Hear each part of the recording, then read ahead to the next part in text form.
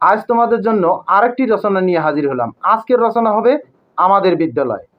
আমাদের বিদ্যালয় রচনাটি কিন্তু অত্যন্ত সহজ। বন্ধুরা, তোমরা জানো প্রায় আমাদের বিদ্যালয় রচনাটি তোমাদের পরীক্ষাগুলোতে এসে থাকে। এই রচনাটি যদি তোমরা শিখতে পারো তাহলে তোমাদের পঞ্চম শ্রেণী থেকে উপরের যে কোনো ক্লাসে এই রচনাটি আসার সম্ভাবনা সবচেয়ে বেশি। তাহলে কথা না বাড়িয়ে চলুন চমৎকার রচনাটি দেখে আসা যাক।